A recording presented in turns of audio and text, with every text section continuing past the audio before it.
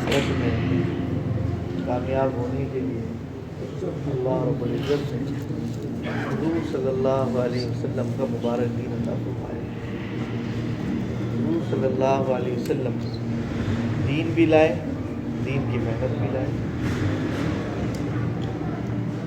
1.25 لاکھ کا مجمع کیسے تیار ہوا؟ عرفات میں 1.25 لاکھ، مینا میں 1.25 لاکھ۔ مولانا احسان صاحب فرمانے لگے کہ ان کو کوئی روایت ملی ہوگی 1,29,000 بھی جمع ہوئے۔ ایک روایت کے مطابق 1,29,000 کا مجمع عرفات اور مینا اور مزدلفہ میں جمع ہوا۔ فرمانے لگے یہ مجمع کیسے آیا تھا؟ بخاری شریف کی حدیث سنی، قرآن کی آیتیں سنائیں۔ فرمانے لگے کہ یہ مجمع حضور صلی اللہ علیہ وسلم کی دعوت والی مبارک محنت سے آیا تھا۔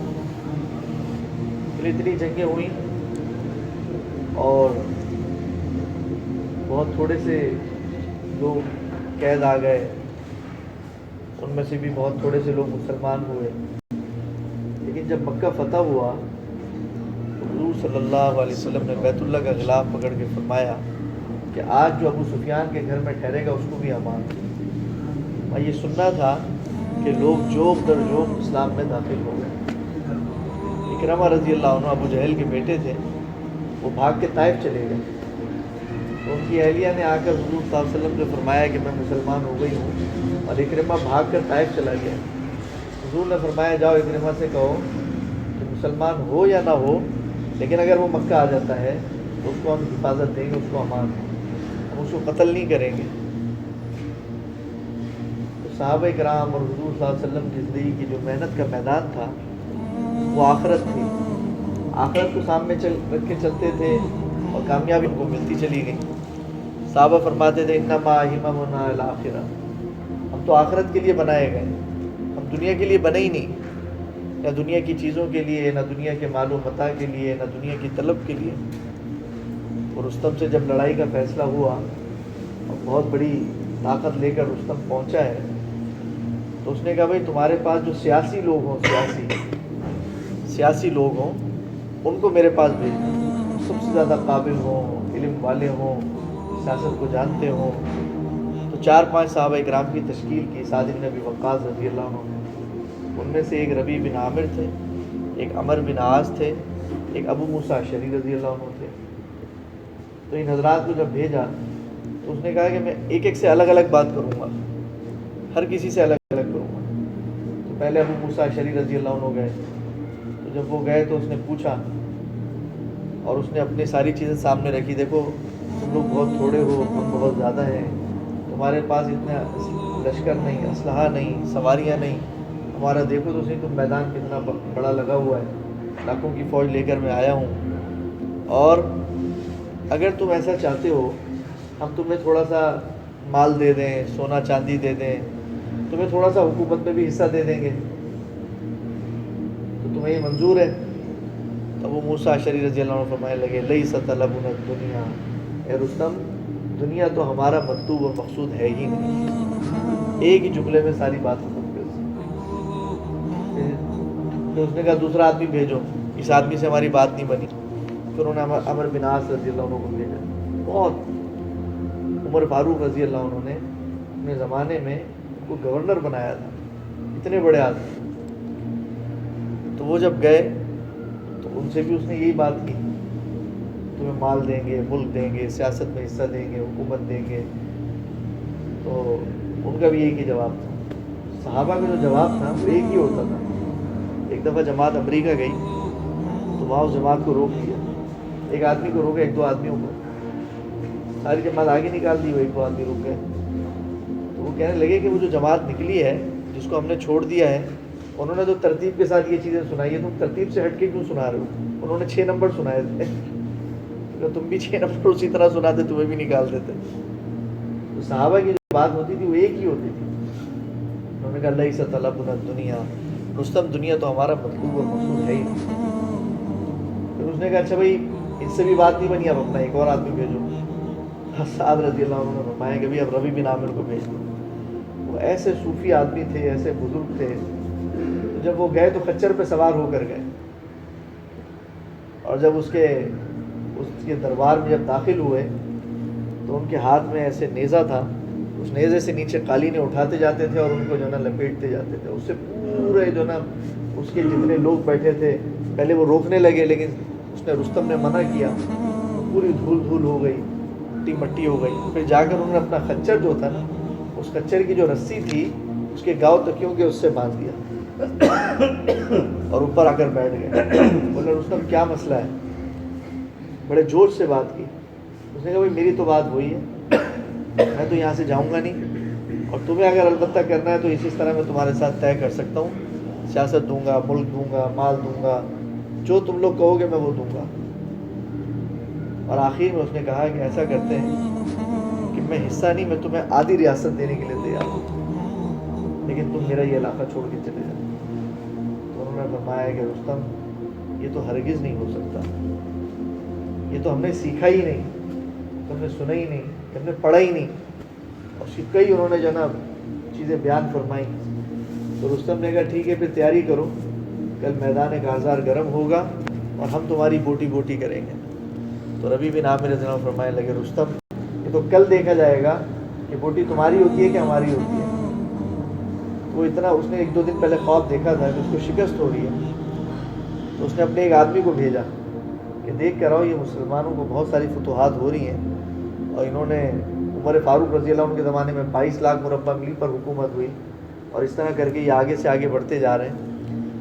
تو اس نے جب بھیجا تو دیکھا کہ کوئی رو رہا ہے، کوئی مصلی پہ نماز پڑھ رہا ہے، کوئی قرآن شریف کی تلاوت کر رہا ہے، کوئی ذکر کر رہا ہے. تو ان کے وہ جاسوس نے آگے کہا رستم میں تو کہتا ہوں بوریا بستر بول کر کہ جو میں منظر آج دیکھ کر آیا ہوں کہ یہ قوم رات کو مصلی پہ سوار اور دن کو گھوڑے کی پشت پہ سوار، یہ کبھی ہار نہیں سکتی، ان کو کامیابی ضرور ملے گی. آخر میں یہ ہوا کہ عمر فاروق رضی اللہ عنہ نے خط لکھ کے بھیج دیا تھا سعد بن ابی وقاص رضی اللہ عنہ کو، اور ان سے فرما دیا تھا کہ دیکھو تمہیں بہت ساری باتیں دھوکے میں نہ ڈال دیں، تم اپنے کام میں جمے رہنا. تو دعوت و تبلیغ کی جو محنت پوری دنیا میں اٹھی ہے اور اللہ نے اس کو اتنا پھیلایا ہے، اور پوری دنیا کے اندر ایک آواز لگ رہی ہے، مردوں میں، عورتوں میں، بچوں میں، بوڑھوں میں، جوانوں میں، علاقے در علاقے تبدیل ہو گئے، بازار کے بازار تبدیل ہو گئے. سرگودا تشکیل ہوئی ہماری، تو وہاں ایک صرافہ بازار ہے، نماز کے اذان ہوتے ہی پورا صرافہ بازار بند ہو جاتا ہے، پورا صرافہ بازار. وہ ایسے بند نہیں ہوتا کہ شرطے کے ڈر سے جو ہے نا انہوں نے شٹر گرا دیا اور اندر خود بیٹھے ہوئے، ایسے نہیں بند ہوتا. وہ تو پورے لوگ اپنی دکانوں سے نکل کے مسجد کی طرف چلے جاتے ہیں.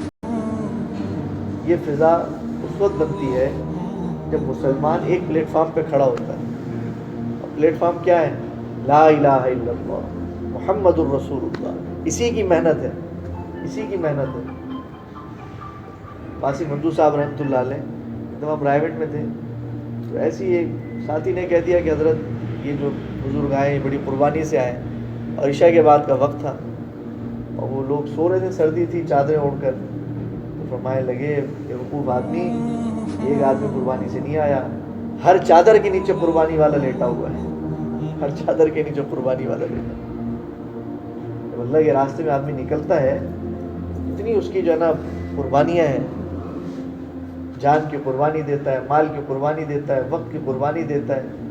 کئی لوگ ایسے ملے جنہوں نے اپنی اپنی فیکٹریاں جن کے اوپر ان کی عمریں لگی، زندگی لگی، چھوڑ کے آ گئے تھے، اور ایک ہی بات کرتے تھے ہمیں رائے میں تھوڑی سی زمین دے دو کہ ہم یہاں رہنا چاہتے ہیں. رائے کوئی محل تو ہے نہیں، رائے کوئی بہت بڑا پیلس تو ہے نہیں، کوئی سنگ مرمر تو لگا ہوا نہیں ہے، چلیں تو پاؤں میں درد ہوتا ہے. پہلے تو کچی اینٹیں ہوتی تھی، اب پھر بھی ماربل لگا.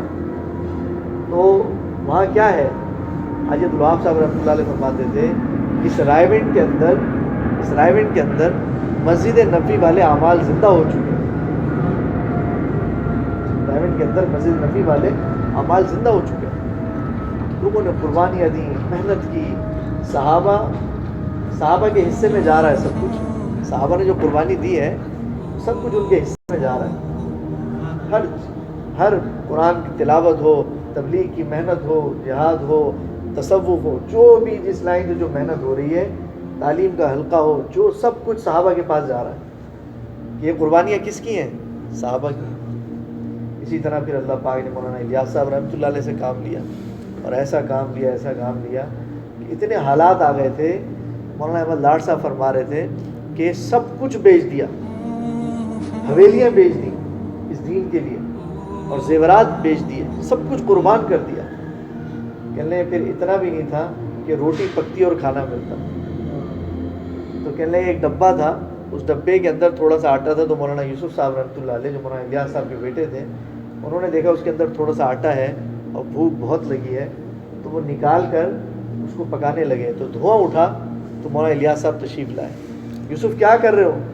فرمانے لگے کہ ابا میں چوری کر کے نہیں لایا یہ آٹا، تو ڈبے میں تھوڑا سا رکھا تھا تو میں نکال کے اس کو بہت بھوک لگی تھی اس کو روٹی بنانے لگا ہوں. تو میں یوسف آج کے بعد اس نظام الدین پر قیامت تک کبھی فاقہ نہیں آئے گا کبھی فاقہ نہیں آئے گا.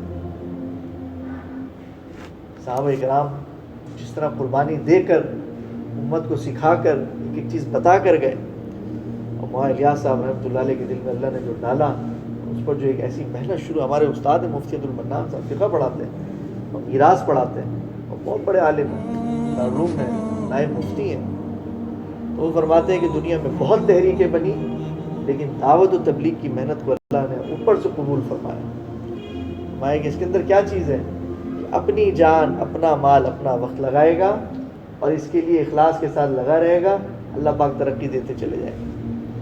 کچھ پتہ نہیں ہوتا کس کی وجہ سے کون ہدایت پہ آ رہا ہے، کون رو رہا ہے.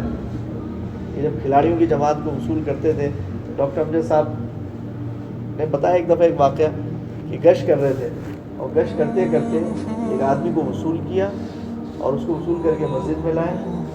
کبھی مسجد کا منہ نہیں دیکھا تھا اس نے، وہ روتا تھا. ہم نے خود کسٹم میں گشت کیا تو گئے تو وہاں پہ ایک صاحب تھے سکھر کے، ان کے صاحب میں تھوڑی سی بات رکھی، آدھا گھنٹہ بات ہوئی تھی تو وہ رونے لگا. کہ 1 سال ہو گیا میں مسجد نہیں آیا، پچھلی عید پڑھنے گیا تھا اور یہ عید گزر چکی ہے، میں مسجد نہیں گیا، اور رو رہا تھا. پھر اللہ نے فضل فرمایا، وہ مسجد آنے لگا. یہ ایسی محنت ہے، جب آدمی اس محنت کو کرتا ہے اور دعوت اللہ کی محنت کو لے کر پھرتا ہے. کہ دعوت اللہ، اللہ قرآن میں کیا فرماتے ہیں؟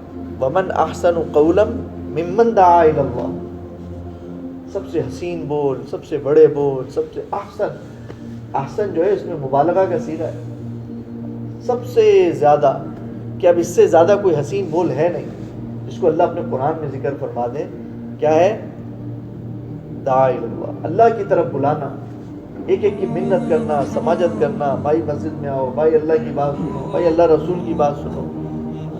یہی ہوتا رہا، یہی ہو رہا ہے، قیامت تک ہوتا رہے گا.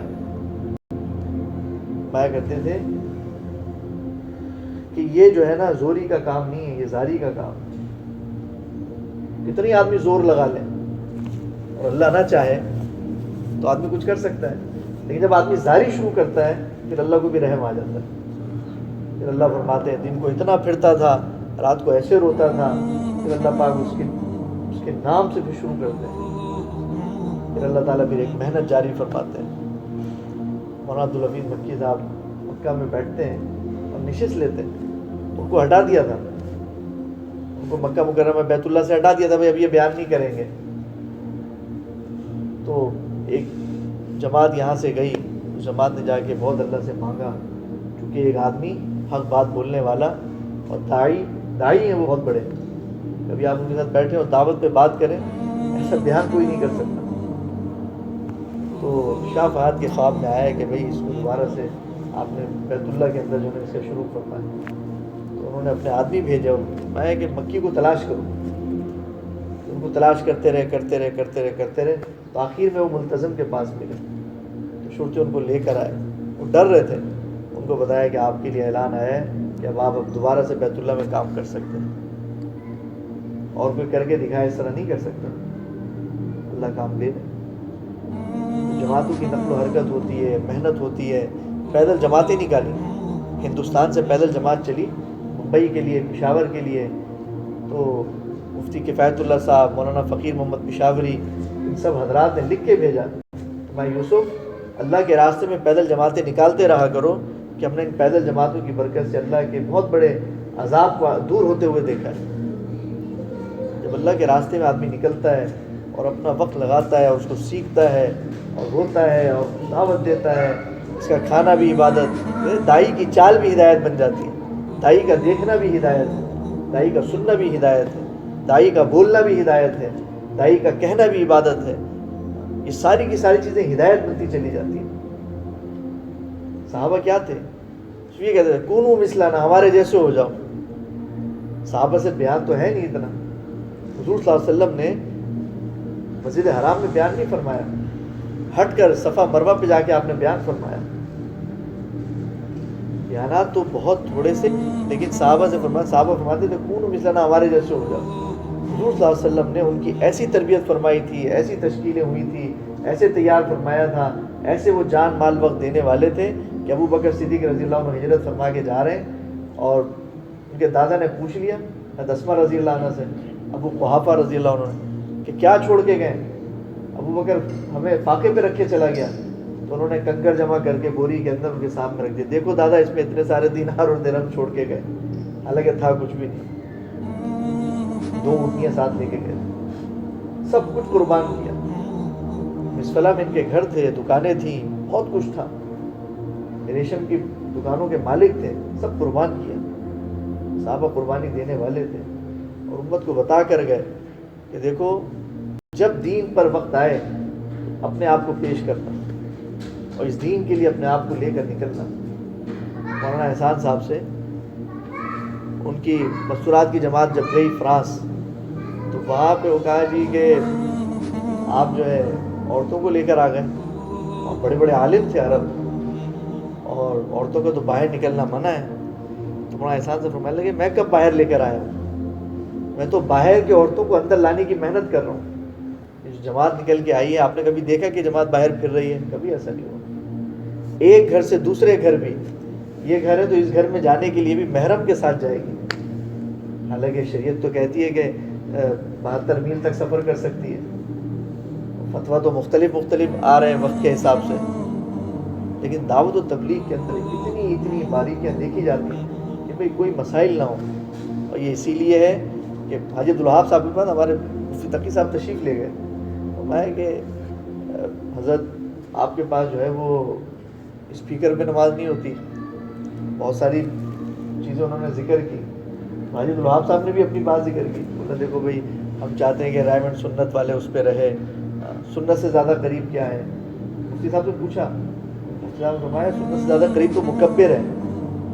صحابہ کرام جو تھے مکبر تھے، اللہ اکبر کہتے، پھر صحابہ کہتے، پھر پیچھے اس طرح کر کے آواز جاتی. لیکن مفتی تقی صاحب فرمایا کہ حالات کے حساب سے، وقت کے حساب سے یہ ساری چیزیں آپ اس کو دیکھیں. بہت ساری چیزیں وہاں پہ ذکر ہوئی. مستورات کے کام میں مولانا احمد بٹلہ صاحب فرمانے لگے کہ بیان میں فرمایا کہ ہم سارا مستورات کا کام مفتی تقی صاحب کی زیر نگرانی کرتے ہیں. مفتی تقی صاحب کی زیر نگرانی. ہمیں کچھ مسئلہ پوچھنا ہوتا ہے تو ہم حضرت سے رجوع فرماتے ہیں. معمولی بات نہیں. میرے محترم دوستو اور عزیزو، یہ کام بڑی نگرانیوں کے ساتھ، بڑی اونچ نیچ دیکھ کر کہ اللہ کے راستے میں پھر کر آدمی اپنے ایمان کو بنائے، اپنے یقین کو بنائے، اپنی نمازوں کو بنائے. اس راستے میں نکل کر سب کچھ بنے گا. اس راستے میں نکل کر سب کچھ بنے گا. روزہ بنے گا، حج بنے گا. ہمارے حضرات تو فرما رہے ہیں کہ بھئی اب حج کے اندر بھی جماعتوں کے اندر جاؤ، جماعتوں کی صورت میں حج پہ جائیں. گئے تھے نا آپ حج پہ؟ جماعت آپ کے ساتھ تھی، پہلے بھی گئے تھے، اب بھی گئے تھے. زمین آسمان کا فرق ہے کہ نہیں؟ ایسے ہی ہے. جو آدمی حج پہ جماعتوں کے ساتھ جاتا ہے اس کے انوارات ہی الگ ہوتے ہیں. اس کا عرفات، اس کا مزدلفہ، اس کا منی، اس کی رمی، اس کی قربانی، اس کا حلق، اس کے طواف زیارت، اس کا بیت اللہ کا دیکھنا، اس کا مسجد نبوی جانا بالکل بدل جاتا ہے. مادیت کا دور ہے، اور مادیت کے دور میں مادیت اثر کرتی ہے فوراً. ابھی سردی آنے والی ہے، چھوٹے کو بھی لگے گی، بڑے کو بھی لگے گی، امیر کو بھی لگے گی، غریب کو بھی لگے گی، عورت کو بھی لگے گی، مرد کو بھی لگے گی، بوڑھے کو بھی لگے گی، جوان کو بھی لگے گی. اسی طرح مادیت سب میں سرایت کر گئی. مادیت سے نکلنے کا واحد راستہ، میں مولانا صاحب رحمۃ اللہ علیہ فرماتے تھے میں نے یہ چلتا پھرتا مدرسہ بنا کے تمہارے حوالے کر دیا. اب اس چلتے پھر ہر آدمی مدرسے میں جا کے داخلہ نہیں لے سکتا. لے سکتا ہے بھائی؟ نہیں لے سکتا. بہت تھوڑے لوگ ہیں جو اپنا وقت نکال کے جاتے ہیں، بوڑھے ہونے کے باوجود پڑھتے ہیں، ٹھیک ہے، لیکن ہر آدمی نہیں جا سکتا. تو ہر آدمی کے لیے اللہ پاک نے ایسے گئے گزرے دور کے اندر ایسا مبارک کام شروع فرمایا کہ جو اس محنت میں لگے گا اور اپنے آپ کو لگائے گا، کھپائے گا، دن رات ایک کرے گا، اس کے لیے دعوت دے گا. اور جمشید صاحب رحمۃ اللہ علیہ فرماتے تھے دعوت دو، روزانہ ایک آدمی تیار کر کے مسجد میں لے کر آؤ، فجر، ظہر، عصر، مغرب، عشاء. تو مہینے میں کتنے آدمی ہو گئے بھائی؟ 30 آدمی، 30 ہو گئے. اور سال میں کتنے ہو گئے؟ 360 ہو گئے. 360 365 آدمی اگر ہر آدمی سال میں لے کر آتا رہا تو کیا حالت ہوگی، کیا عالم ہوگا. اسی لیے میرے محترم دوستو عزیزو، دعوت و تبلیغ کے اندر پھرایا جا رہا ہے. یہ پھرنا، خروج جو ہے نا، خروج، نقل و حرکت. سمندر ہے نا، سمندر کا پانی، اس سے آپ وضو کریں تو ہو جائے گا؟ نہیں ہوگا. اور غسل کریں تو وہ بھی ہو جائے گا. کیوں؟ پانی بہہ رہا ہے، جاری ہے. جاری پانی پاک ہے، طاہر بھی ہے، مطہر بھی ہے. خود بھی پاک ہے، دوسرے کو بھی پاک کر دے گا. یہ امت جب تک حرکت میں تھی خود بھی پاک تھی، دوسرے کو بھی پاک کر رہی تھی. ہے کہ خود بھی پاک تھی، دوسرے کو بھی پاک کر رہی تھی. امت جب تک حرکت میں تھی، اور جیسے ہی اس امت کی نقل و حرکت بند ہوئی، جو پانی ٹھہر جاتا ہے نا، وہ خود بھی ناپاک ہو جاتا ہے، دوسرے کو بھی ناپاک کر دیتا ہے. جب سے امت ٹھہر گئی، خود بھی ناپاک ہو رہی ہے، دوسرے کو بھی ناپاک کر رہی ہے. موبائل چھیننے والا کون ہے؟ یہ چوری کرنے والا کون ہے؟ یہ ڈکیتی مارنے والا کون ہے؟ یہ چوری کرنے والا کون ہے؟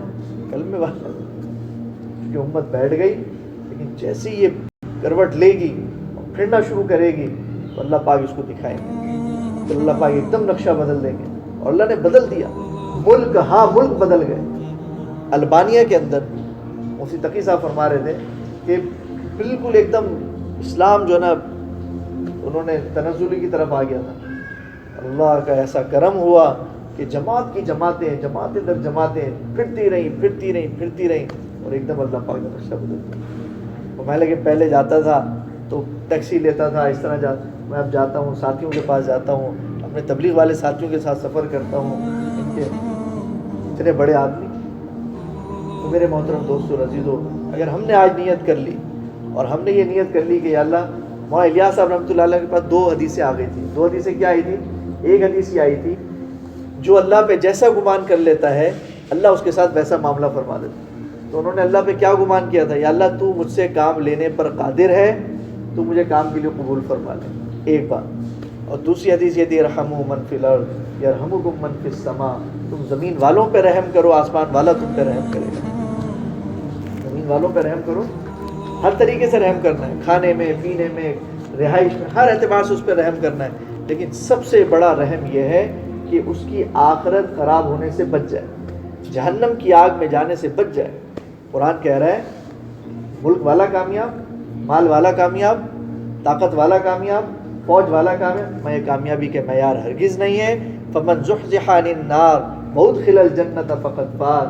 کامیاب شخص تو وہ ہے جس کو ہمیشہ کی جنت میں داخل کر دیا گیا اور ہمیشہ کی آگ سے بچا لیا گیا. دعوت و تبلیغ کی محنت میں صرف ایک غم ہے کہ ساری امت جہنم کی آگ سے بچ کر ہمیشہ کی جنت میں چلی جائے. اور ہمیشہ کی جنت میں کیسے جائے گی؟ جب کام کرنے والے، اس کام کو سمجھنے والے، اس محنت میں لگنے والے، اس کی تعلیم میں بیٹھنے والے، اس کے گشت کرنے والے، اس کے سیروزے لگانے والے پوری دنیا میں پھر کر یہ غم کھائیں گے. اور پوری دنیا میں لے جانے پر کون قادر ہے؟ کون قادر ہے بھائی؟ اللہ قادر ہے. لے جانے والے تو اللہ ہے. کون ہے لے جانے والا؟ اللہ لے جانے والا. آپ کی تشکیل ہوئی، آپ اس ملک میں نہیں جا سکے، لیکن اللہ رب العزت نے آپ کے رونے پر، نماز پر، تڑپنے پر اس ملک میں ہدایت کی ہوائیں چلا دی. افریقہ کے کئی ممالک میں ایسا ہوا، امریکہ کے کئی علاقوں میں ایسا ہوا، یورپ کے کئی علاقوں میں ایسا ہوا. شراب خانے میں گیا اور دل بے چین ہو گیا، ایسے لگا جیسے پھٹ جائے گا، اور باہر نکل کے آ گیا. باہر نکل کے آیا تو دیکھا جماعت والے گشت کر رہے تھے. ان کے قریب گیا، کہ میرے دل میں درد ہے. میں دل میں درد نہیں ہے، کلمہ اپنی طاقت کے ساتھ تمہیں باہر کھینچ کے لے آیا. عمر فاروق رضی اللہ عنہ جب مسلمان ہونے کا وقت آیا تو جب بہن کو مارا اور بہنوئی کو مارا اور سر سے خون نکل گیا، کہتے ہیں کہ داعی یا داعیہ کی قربانی اس سطح پہ پہنچ جائے جو اللہ کو مطلوب ہے، تو سامنے آنے والے مقابل کو یا تو ہلاک کر دیں گے یا طلب پیدا کر کے ہدایت دے دیں گے. اب بہن اور بہنوں کی قربانی اس سطح پہ پہنچی جو اللہ کو مطلوب تھی، تو سامنے والے آنے والے حضرت عمر رضی اللہ عنہ ان کے دل میں طلب پیدا ہوئی. سامنے قرآن کا وہ رکھا تھا نسخہ، اس کو اٹھایا تو بہن نے کہا تو ناپاک ہے، تو غسل کر کے آئے اور اس کو پڑھنے لگے، اننی انا اللہ لا الہ الا انا فاعبدنی واقم الصلاۃ علی. کتابوں میں لکھا ہے کہ کفر باہر نکل گیا اور اسلام اپنی طاقت کے ساتھ اندر چلا گیا. حضور صلی اللہ علیہ وسلم نے دعا مانگی تھی، یا اللہ عمر بن ہشام یا عمر بن خطاب میں سے جو تجھے اسلام کے لیے پسند اسے قبول فرما. اللہ نے حضرت جبریل کو بھیجا، جاؤ جبریل دیکھ کر آؤ ان دونوں کا کیا معاملہ. تو دیکھا عمر بن ہشام جو تھا نا ابو جہل، وہ تو غلبہ چاہتا تھا حضور پر، اور حضرت عمر رضی اللہ عنہ کہتے تھے یا اللہ جو حق کا راستہ ہے مجھے اس پہ چلا دے. وہ غلبہ نہیں چاہتے تھے حضور پہ. تو اللہ پاک نے کلمہ دے دیا، اور ایسا کلمہ دیا کہ اسلام کی شاندار فتوحات، اسلام کی ترقیاں اور اسلام کو زینت عورت بھی لی. عمر تو اونٹ چرانا نہیں جانتا تھا، آج تخت و تاراج کا وارث ہے. تو میرے محترم دوستو عزیزو، جب آدمی اس محنت میں لگتا ہے، اور لگتا کس کے لیے؟ کس کے لیے بھائی؟ اللہ کے لیے لگتا ہے، اللہ کے لیے لگتا ہے. ہمارے عبدالرشید صوفی صاحب رحمۃ اللہ علیہ فرماتے تھے بھائی لگنا بھی اللہ کے لیے اور نکلنا بھی اللہ کے لیے، اور اس راستے کی تکلیفیں بھی اللہ کے لیے برداشت کرنی ہے، اور مقام کی تکلیفیں بھی اللہ کے لیے برداشت کرنی ہے، اور ساتھیوں کی تکلیف میں ہر چیز اللہ کے لیے کرنی ہے. جب تمہارا مقصد منشور یہ بن جائے گا کہ اللہ کے لیے کرنی ہے تو ہر رکاوٹ کو اللہ دور کر دیں گے، اور پھر اللہ ایسے کام لیں گے، ایسے کام لیں گے کہ پھر ترقیوں کے راستے کھلنا شروع ہو جائیں گے. تو میرے محترم دوستو اور عزیزو، اب ہمت اور حوصلے کے ساتھ فرمائیے کہ بھئی میں اللہ کی راہ میں نکلنے کے لیے تیار ہوں، اور اللہ کے راستے میں دیر سے دیر اور دور سے دور جانے کے لیے